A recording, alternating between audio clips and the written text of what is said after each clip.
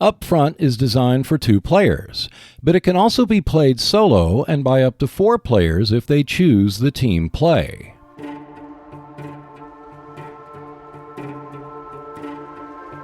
Team games can be played by teams of 2 or more players each, although a second game will be required for every 2 additional players. Members of each team will sit side by side facing their opponents. Each pair of opposing players will play their own game, which is independent of their team partner's game. All German players must end their turn before the Allied players can start their turn. When preparing for play, an action card is drawn and placed between each game. If it is a terrain card apart from a pillbox, then it is placed face up. The pillbox and non-terrain cards are placed face down and are open ground cards. This card is the line of sight divider card that determines the terrain between the 2 games. The line of sight divider chit is placed on the card that determines if and how the forces of each game may interact with the opposing game. Fire between groups of different games is conducted at relative range 0 regardless of the range chits for each group. No infiltration or overruns are allowed between forces of different games. However, sniper and flanking fire attacks are allowed. When a group is fired upon from the other game, the attack must be resolved before the fire attack from the same game against the target. Before resolving fire attacks from the other game, check the line of sight divider card to determine if such an attack is possible. If the line of sight divider card is open terrain, then there is a line of sight between the 2 games. If the line of sight divider card is a hill, then there is no line of sight between the 2 games and only sniper attacks may be made. If the line of sight divider card is woods or a building, then there is no line of sight between the 2 games unless both the firing and defending groups are each on hill terrain. And if the line of sight divider card is a wall, brush, or marsh, then there is no line of sight between the 2 games unless either the firing and or the defending group is on hill terrain. In addition to snipers, mortars may fire from one game to the other regardless of the line of sight divider card or the position of the firing and or defending groups if the squad leaders on the same side in both games are in radio contact and the firing mortar is in the same group as its squad leader.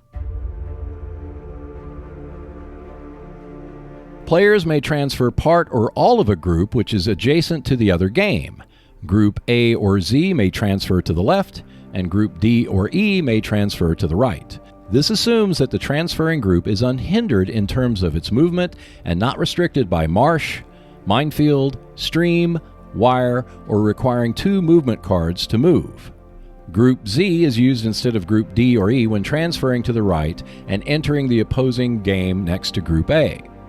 Such transferring groups cannot have pinned, bogged, or immobilized elements, even if they stayed behind, nor may the group be at relative range 5 with enemy forces in their game, nor can the group be encircled.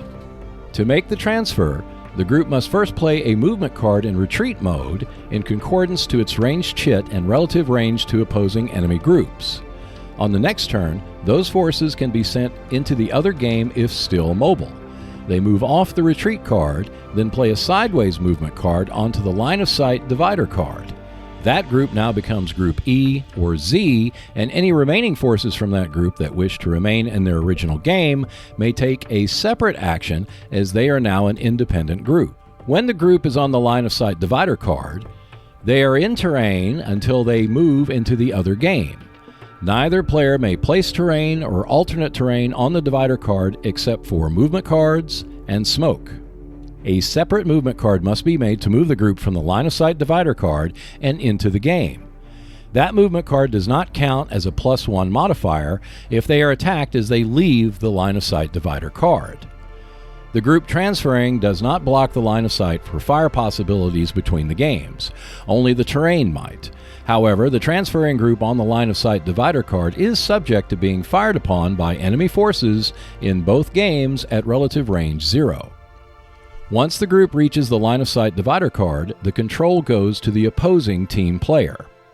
If the line of sight divider card is marsh, armored fighting vehicles may not transfer, and if the terrain requires a bog check, the armored fighting vehicle must perform a bog check. Non-armored fighting groups must place a second movement card before entering the game for the other team player. Another movement card may be played if the group contains an infantry gun. Streams must be forded before the transfer group may move onto the line of sight divider card. Failing to ford does not mean having to play another retreat movement card. Only a single group per side may transfer between the same two games. Once the group is transferred, it leaves the command of the sender's forces and is no longer part of the victory conditions. Once a player wins their part of the scenario, the transferred force remains a part of their command, which means that the transfer cannot be made into a scenario that has been won or lost. However, if the player who has won his scenario transferred enough soldiers to the other, may wind up breaking his forces if the casualties added up to half of his own forces. Action cards stay in their own game and are never transferred to the other. In addition, both players on a team may not converse or reveal their hands to each other unless they are in radio contact. This means playing a radio card and drawing a non-malfunction RNC as the sole action of the squad leader's group. Contact is maintained until the squad leader is pinned, eliminated, or infiltrates. The team which wins the most scenarios is the winner. If there is a tie, the team with the most casualty victory points wins.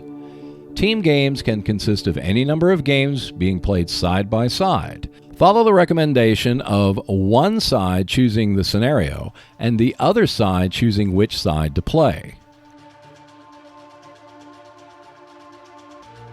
A player may continue to assist his teammate even if he has achieved his victory conditions or broken the enemy's squad if the time limit has yet to be reached.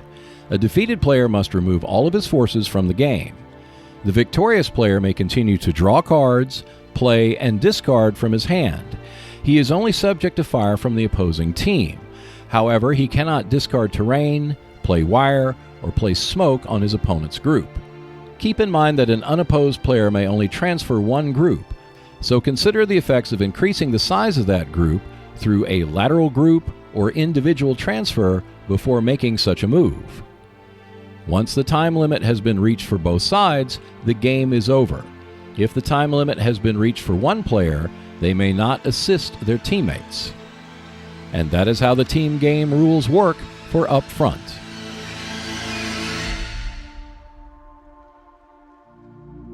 Thanks for watching. Check out more videos on the Upfront series when you visit our Seek Out and Play YouTube channel. Plus, you can keep up with the latest news by visiting our Facebook and Twitter pages. And if you want to support the channel, we have a link to our Patreon page below. And I will see you next Wednesday.